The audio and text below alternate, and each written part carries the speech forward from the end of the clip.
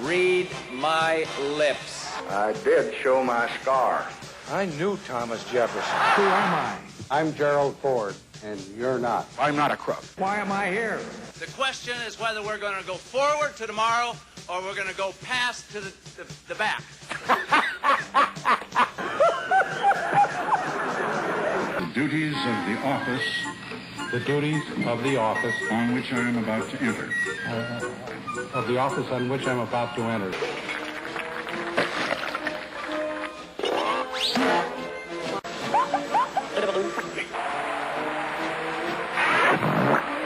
Flour or chocolates.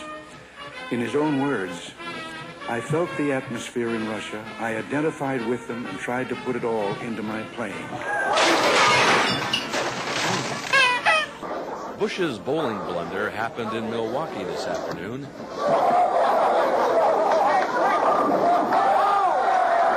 We are happy to report the president is fine, and he picked up his spare and his pride before leaving. And I'm tired of being embarrassed. I feel right at home in this gymnasium. Here's Michael Dukakis in 1988 in front of a huge crowd of supporters launching his campaign. He knows how important it is to hit the ground running. What do you say after that entrance? Hi, how are you? I meant to do that. Want to see it again? He certainly made an impression. Those steps on his lips. Raindrops kept falling on their heads as Gerald and Betty Ford arrived in Austria. And President Ford kept falling on his head, first in Salzburg in front of Austrian Chancellor Kreisky. Hi, thanks for dropping by. Then in Michigan on a trip up the same stairs.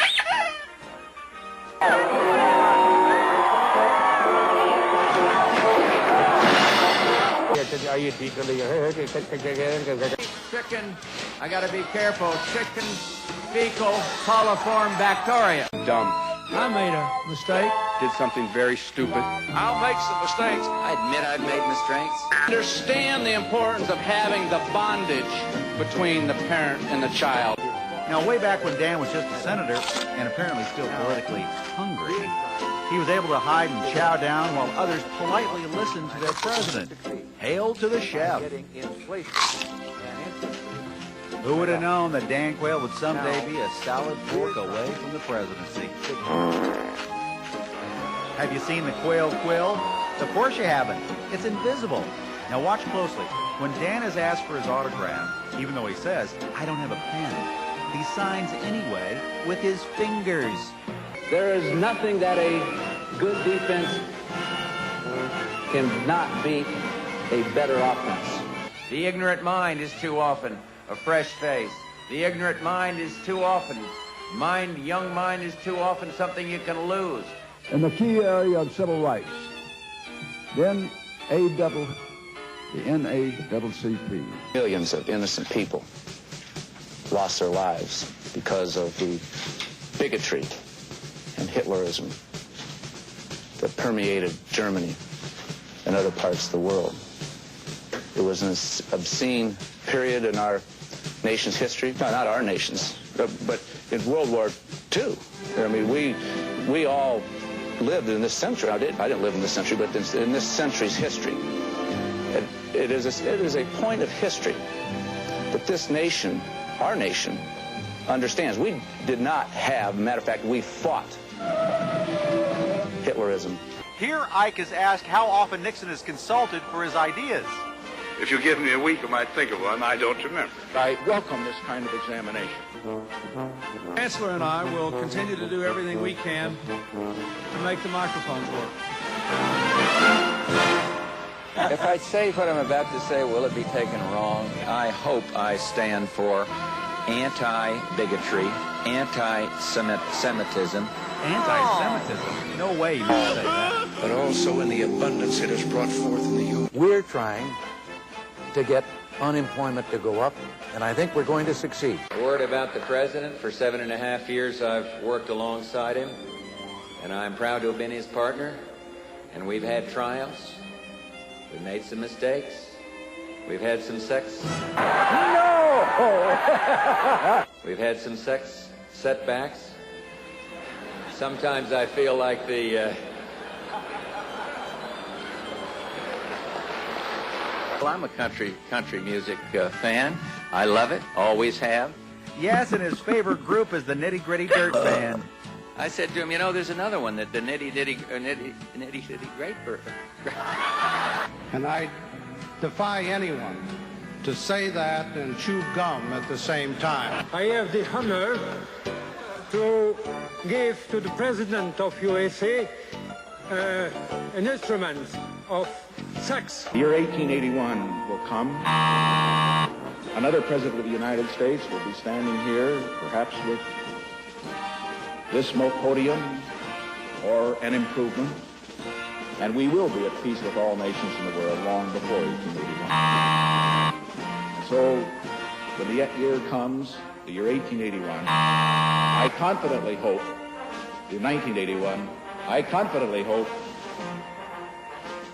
I don't think anybody was here in 1881. This is where the Continental Congress met over 200 years ago during the American Revolution. So Lancaster was actually the capital of our nation for one day in 1977. I want to pitch a no-hitter from now to November 5. The Brooklyn Dodgers had a no-hitter last night, and I'm going to follow what Nomo did. It seems to me there's some confusion here, or haziness that possibly needs a lot of clarification. And there's a lot of idiots who don't understand that. It's politics Russian style.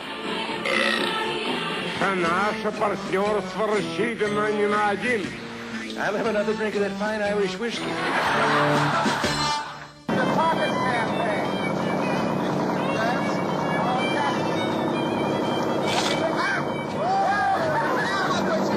For instance, this soccer team wanted to show President Reagan their ball handling skills, especially this guy.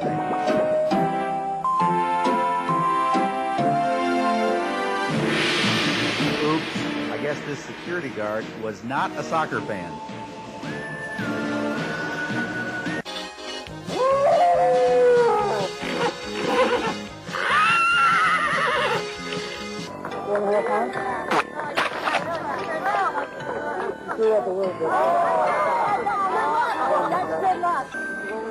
And when it's time for this little girl to go back to her mom, George Bush is ready with a push.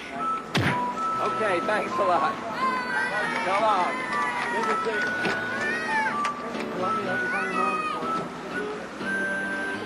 Whose child?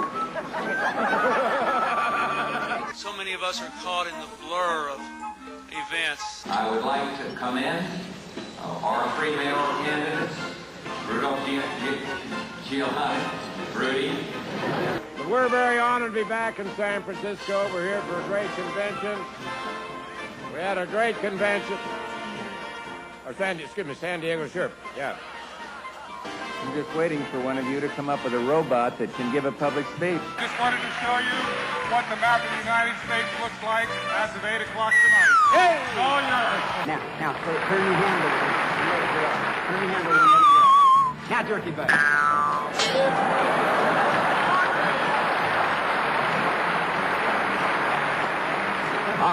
I'll stay here and try to learn how to use the yo-yo. You'll go up and be president. With hindsight, it was funny. At the time, it wasn't funny.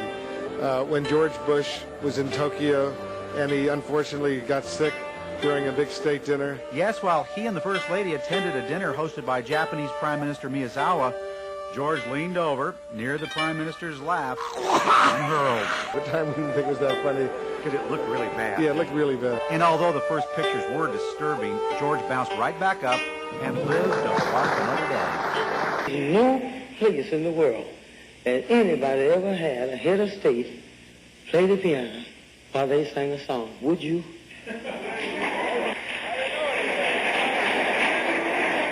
Anything you play, I know.